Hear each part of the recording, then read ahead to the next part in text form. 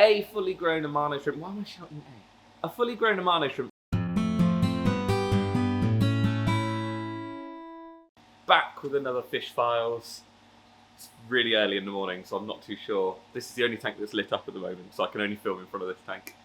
So this morning we are going to be covering, well, not a Fish Files, I suppose, a Shrimp Files, a Crustacean Files. We're going to be covering the hardest worker in the tank, I suppose. Yeah, I'll give him that. I'll give him that plaque. Yeah, hardest worker in the tank, the humble Amano Shrimp. Amanos have their origins in Japan in the 80s. Takashi Amano, the famous aquascaper, started using them in his scapes when he realised that they were like a really good algae eater, essentially. The rest, I suppose you would say, is history. They are now used worldwide by aquascapers. I don't think there's a planted tank that hasn't been graced by the presence of an Amano shrimp, just to give us a hand in keeping those algae and detritus and uneaten food, just to keep it down, really. Original specimens of the Amano shrimp were found off of the coast of Japan on little islands. That's where they were sort of originally found, but they were also found on mainland Japan, and they have been found now in a few other countries, which we'll touch on a little bit later. They mostly inhabit coastal areas, and they'll inhabit anything from swamps to rocky streams. Most of the time I would expect that these places are going to be full of algae and vegetation, and something that the shrimps can actually scavenge off and eat. Now, as I just said, they are found in other areas of Asia. The issue being there's over hundreds and hundreds of species of Caridina shrimp. I probably think that some of these are getting confused with each other. We certainly have had some shrimp in the past that were sold to us as Amanos, and they probably weren't. So I think that might be the issue. Yes, they are said that they are widely distributed over Asia, but you might find there's a little bit of confusion when it comes to the particular species of the Amano shrimp. Coming from coastal areas around Japan, the temperatures can vary greatly. I've seen reports of them down to 15 degrees, which, whatever Fahrenheit is. But probably if you're keeping them in the aquarium, you don't really want to keep them any less than sort of 18, maybe up to 27 degrees Celsius. As for pHs and water qualities, to be honest, they are fairly adaptable. Anywhere from sort of 6.5, 6.6 pH I've seen them in, all the way up to supposedly 8 in the wild. I guess because they inhabit coastal areas, there are going to be areas where they're going to come from a higher pH. So pH-wise, they are fairly tolerant. You can keep them in most things. The usual suspects of ammonias, nitrites, high nitrate levels probably should be avoided. Being a crustacean, they are going to be sensitive to those things. A fully grown Amano shrimp shouldn't reach much more than 5 centimetres, a couple of inches really. They're not going to get massive. Females will always get a bit bigger than males, but we'll go into that in a second when we look at sexing them. Amanos are a really peaceful species to keep in the aquarium. There's really not much trouble that they can cause any which way. The one thing I do see them getting blamed for sometimes is eating fish and eating plants. They won't do this. If the fish is healthy, if the fish is still alive, Amanos aren't going to hunt it down and, tackle it and kill it. They've not really got the capabilities to do it. The same with plants. I see them being said that they'll eat plants, but Amanos generally, if there's a damaged bit of plant, they'll pick that off and they'll clean it, but they're not going to take away any sort of decent plant growth. They're not going to take any new growth away. Obviously, if they get really, really hungry and they're carnivorous of Amano shrimps that you found from somewhere, yeah, okay, they might. But as long as you're feeding the tank, as long as they've got enough food sources around the aquarium, they shouldn't go causing any problems for you. Certainly, sort of as I said with the plant, if something dies, it's going to be fair game. They are a scavenger. They are just going to pick up anything that does die. So when a lot of people see them, or when a lot of people say that they see them eating fish, it's normally because the fish has passed away through other causes, and the Amanos are just using it as a tasty snack. The other issue I hear customers talking about sometimes with the shrimp, or any shrimp I suppose, is when they shed or molt. Now they will get rid of their old skin, replace it with a new skin, and at this point, obviously that old skin can sit in the bottom of the aquarium. Sometimes the shrimp will eat it, sometimes the fish will eat it, but sometimes customers see that and go, oh, my shrimp has died. It's not a shrimp shed or a shrimp molt. will look empty. It will look like a clear shrimp casing. There'll be no eyes, there'll be no, just no filling, as gross as that sounds. Whereas a dead shrimp will obviously be the whole shrimp. You'll be able to see that it is a proper body. So yeah, don't worry if you see a shrimp molt. It is natural, it's normal, it happens. It happens with all crustaceans, tarantulas, all of that sort of stuff. So yeah, nothing really to worry about on that front. Once they have molted, they may disappear for a few days, up to a week sometimes. That is just to harden their shell. When they molt, their body becomes very, very soft, and that sort of exoskeleton that they've got is then very squishy and very soft. So they'll hide away, make sure that no one eats them, make sure that no one predates on them. So you might not see your shrimps for a little while. Don't worry about it, they'll be in there somewhere. With group sizing on Amano shrimps, in the wild they live in huge groups, massive groups. So when you're keeping them in the aquarium, really the more the merrier. The more you can get in there, the more you'll see them, the happier they'll be, the more they're going to eat algae. Yeah, just generally do better in your aquarium. So I normally do it in my tank. I'll normally put, a group of 6 or 10 in, something like that.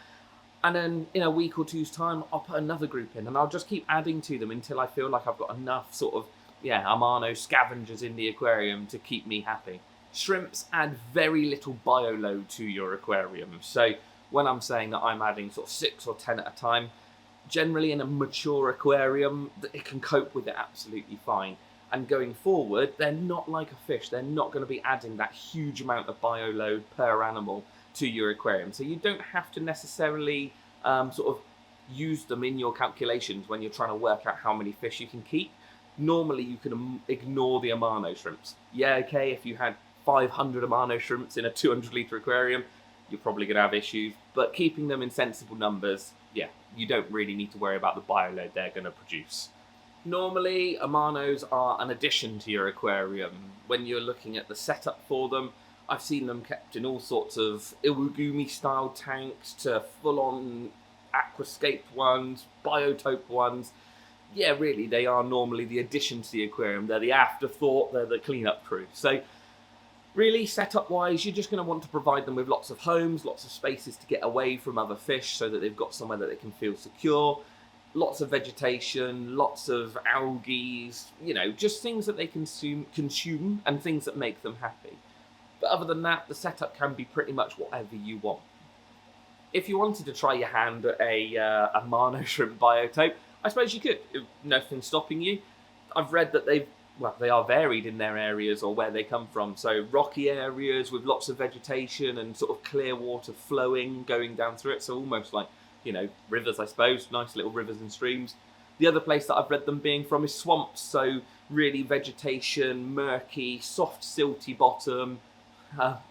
So they're varied because they go, well, I'm not going to say that actually, because that comes up in a minute. But because of the way that they breed, they end up in quite a few different locations. So I think they just sort of adapt to where they get thrown.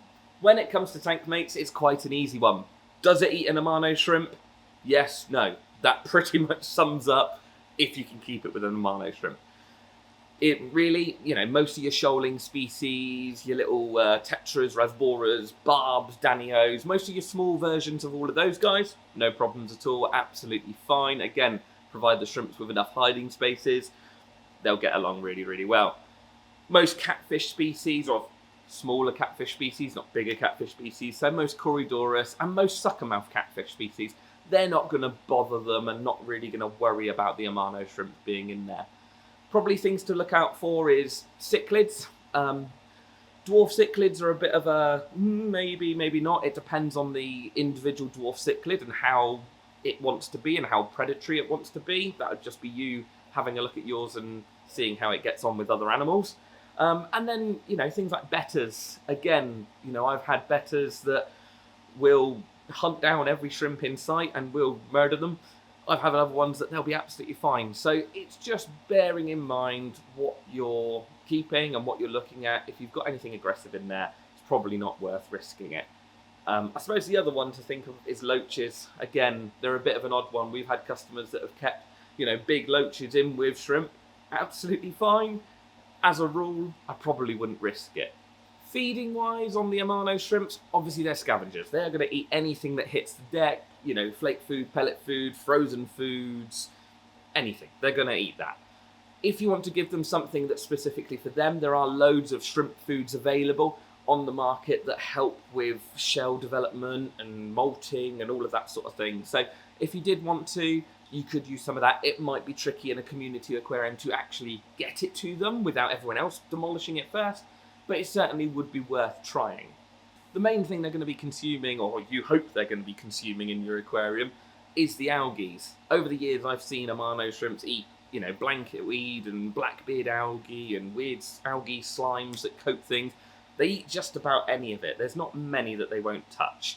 Sometimes you find that certain ones will ignore certain algae. You know, blackbeard is one that some customers find that they won't touch it. I put them in my tank and I had a little bit of blackbeard, absolutely demolished it. It was all gone within like a couple of weeks. So yeah, bit of a variance, but that's what you're going to be hoping they're going to eat in your aquarium, really, is all the stuff that you don't want to clean off. Now we come to breeding the Amano. If I'm honest, unless you're a professional fish nerd that really wants probably one of the biggest challenges in the aquarium industry, Amanos are probably worth ignoring.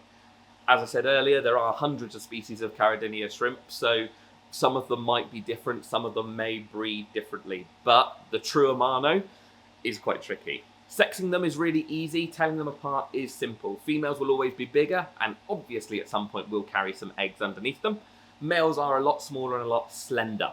There's a slight different head shape to them, but it can be tricky to see.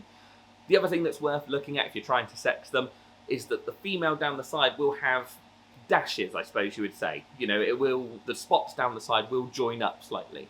Whereas a male will normally have the dots fairly evenly spaced out and they will be proper little dots rather than long lines.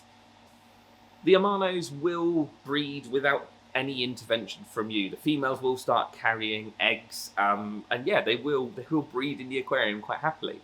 The problem comes is when you want to actually try and raise the young. Normally the female, like any other shrimp, will carry the eggs on her belly. They'll be near her legs and she will waft them and keep them clean and keep water flowing over them, and she'll carry them there.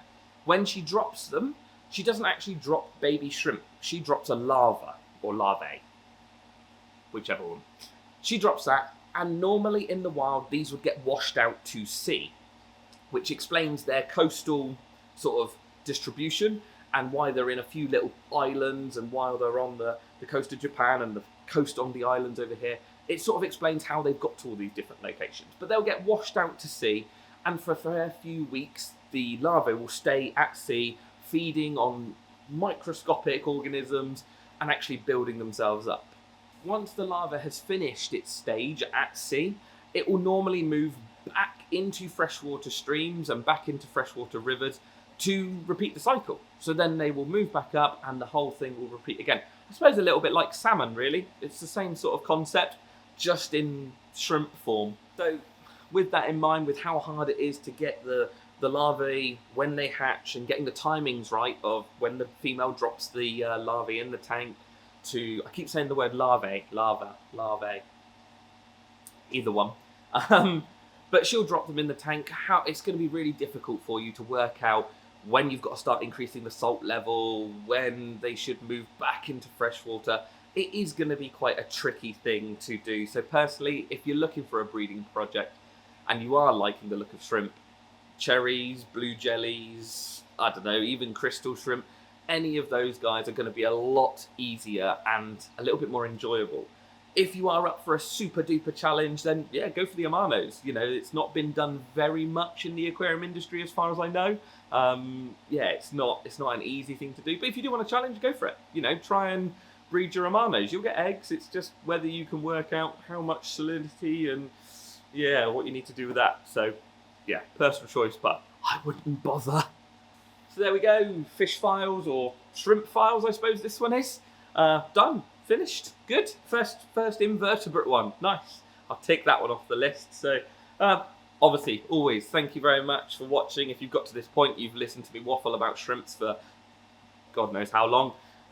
More to come in the future, more reviews, more stuff, more tanks. I've actually stood next to a tank that me and MD have set up and changed, which I'm sure some of you will be annoyed about, that we stripped down a tank, but hey, you know, we have to change it. We get bored.